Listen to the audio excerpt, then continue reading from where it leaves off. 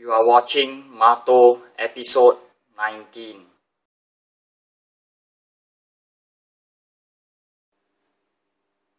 Not sure if you guys noticed, but this episode has been delayed.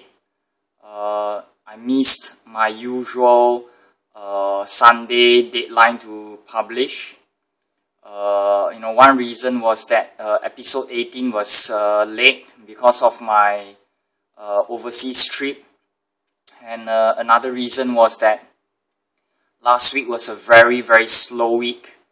I think other than the I believe was the M.A.T.O figure, the other figure that I received post episode 18 was another Loki figure.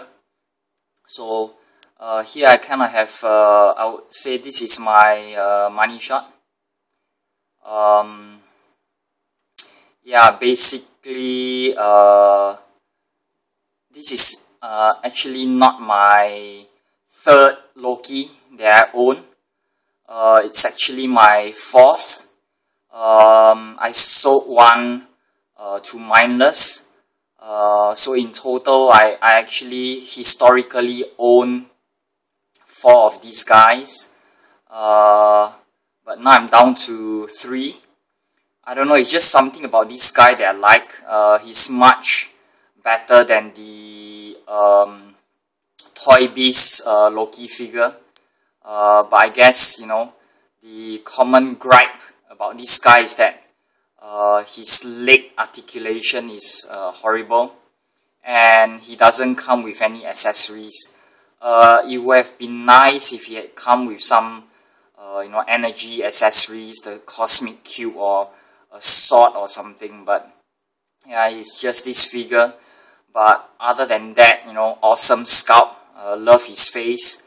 So here, yeah, as I mentioned, this is kind of my A.C.B.A money shot. I posted a picture on the A.C.B.A page and my toy blog, so you can check them out.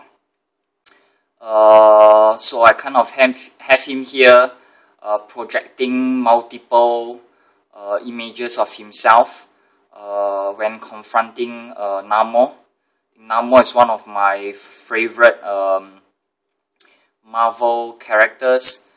He's one of the very grey guys in the sense that he's sometimes a hero, sometimes a villain. So that makes things interesting. And then in the background, I have a frost giant.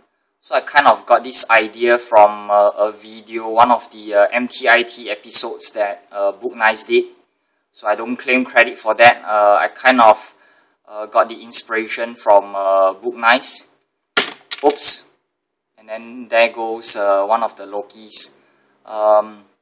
Yeah, so anyways, yeah, kind of something I came up with. Hope you like it.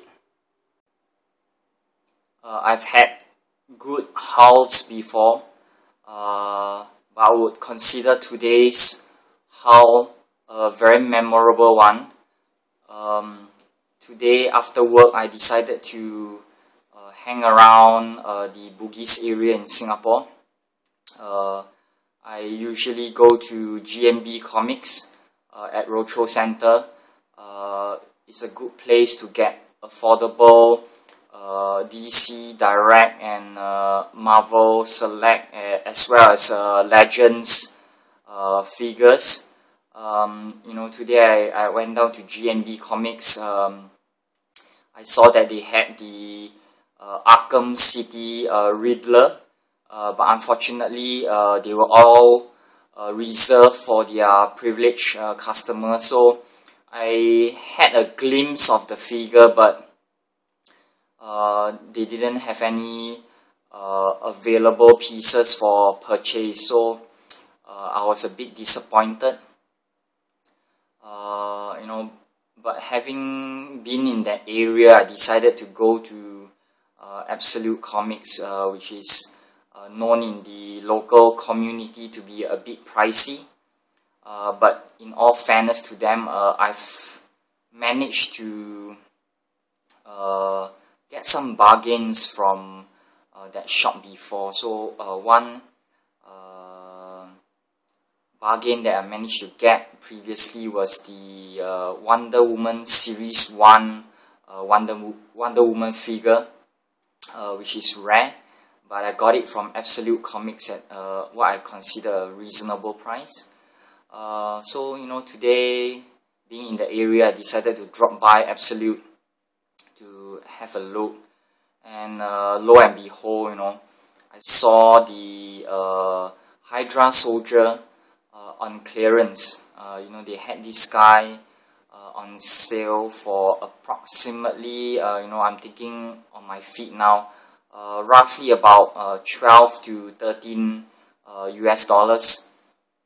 But they only had one on the shelf, so I had nothing to lose. So I took the single piece, went up to the cashier and talked to the guy working at the comic book shop. So I asked him if he had more than one piece, and he replied he did. And in fact, he asked me how many I wanted. I said, all of them. How many do you have? I'll take all of them. So he said to give him a moment to consolidate all the quantities that they had. So I just hung around the shop for a while. About 5 minutes later, the guy looked at me and he took out 5 of these bad boys. So he asked me how many did I want. I said I'll take all of them, and I paid for them. It's a nice mixture. I have 3 of the Hydra soldiers with the grimace, and I have 2 of them with the open mouth. And the shocking thing is they are all mint inside sealed box. In fact, I would even consider them mint on card because I don't really see any damage on them. So crazy, getting these guys for like approximately a total of 70 US dollars for 5. So yeah, definitely I'm aiming to take these guys out. I'm planning kind of like an A.C.B.A display. At the moment, the idea I kind of have is to have Bucky, Cap, kind of fighting 5 of them. But it's still a bit grey in my head. How the display would look like. I'm still trying to conceptualize how Bucky would be placed, what position, how the Hydra soldiers would be posed with him. So yeah, that's something work in progress in my head, but definitely I will try to get something done, a display completed before the end of the week in time for this episode. So yeah, just a quick admin item. So along with the Hydra soldiers comes the Queen Brood part, to be specific, the front left leg. So obviously now I have 5 pieces. I don't have a need for 5 pieces. In fact, I don't even want to keep any. So if anybody needs a Queen Brood left leg, please drop me a message either on this channel or on Facebook or on the A.C.B.A page or the the action figure trading community, whichever channel you know how to reach me at. Just drop me a private message and I'll get back to you. I think at the moment, I think a reasonable price for the BAF part would be 10 US dollars, but please note that includes shipping, packaging, anywhere around the world. So yeah, you can drop me a message, we can work something out. So yeah, other than that, yeah, stay tuned. I'll have have a display up and about pretty soon. Headed down to the post office this morning. It was a package from Brian C. So in this package, as you can see here, there were this bunch of figures. So I'll quickly do a walkthrough and a review of each one of these figures. So firstly, I'll kick off with Wonder Woman. This is the DCUC Wonder Woman from an earlier wave. This figure was released before I became an active collector, so I never ever got a chance to buy her at retail. I've seen her before, mint on card, but she was going for very at a very pricey price tag. So that's why I passed on her, and she can be found on eBay, but the prices she's going for, as you can expect from a figure like this, was too high for my stomach to accept. So, I've been putting off getting this figure. She was on my list of Holy Grails, and finally I worked something out with Brian C. She came without her original accessories. This figure actually comes with an axe and a shield. Somehow I had the impression that she was coming with them, but she arrived without them, so that's fine. I'll have a talk with Brian to find out if it was a miscommunication on my part. But other than that, her trademark weapon, which is the lasso, is sculpted to her body. So overall, other than the loose ankle, everything else about this figure is, as the slang says, dope. So I'm going to introduce something new. I'm going to call it my awesome rating. Awesomeness rating. So out of a scale of 10, the Wonder Woman receives a 9 out of 10 on the awesomeness rating. So something that DCUC does better than Marvel Legends, that would be female body sculpts. So in the background, very quickly, I'll talk about the Raven figure. This is from a much newer wave compared to the Wonder Woman. This is a very nice figure. I actually own this figure mint on card, but when I had the opportunity to get her loose, I figured, what the heck, she's one of the key characters from the Teen Titans, and she has this very interesting hood and cape, so I decided to get her. She stands very well on her own because of the cape. I think my only complaint about this figure would be the shoes. I felt they could have done something better, like maybe give her mid-calf boots or something. That would have been a nicer touch to the figure. But other than that, overall I think she's quite a good figure. Nice detailing, nice gloves, the works. So I think on the scale of 10, she receives an 8 from me on the awesomeness, my awesomeness rating. So I think I was mentioning earlier, DCUC or M.A.T.O specifically, they do a better job at female characters, figures versus Hasbro for the Marvel Legends. So I have here one of the worst Marvel Legends figures ever. Horrible body sculpt. They keep using the same body for all the female characters. She doesn't stand well on her own. She can't stand straight vanilla. This is the best position I can get her in without her falling over. So a very good example of, in terms of contrast, what DCUC does very well. Even the looking at the Raven and the Wonder Woman figures, they look unique. you know, obviously there are shared parts, but there are the subtle differences like the boots, the feetwear, the attire, so and so forth. Whereas, you know, Hasbro keeps using the same body, which I think is horrible.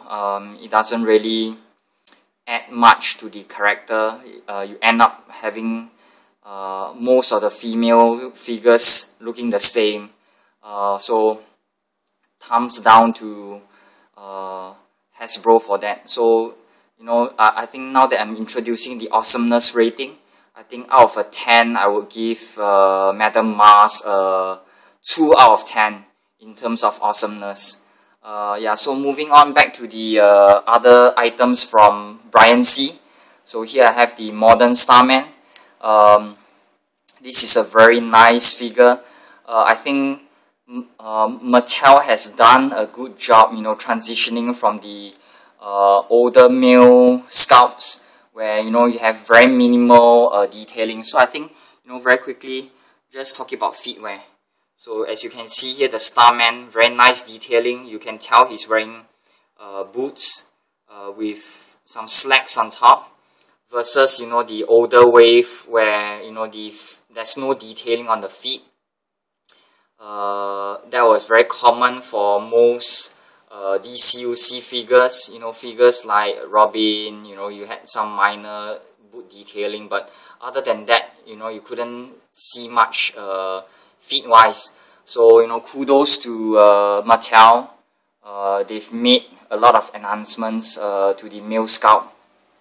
So you can see, you know, he has very nice detailing, the goggles, the jacket, the staff, the belt. Overall, you know, a very nice figure.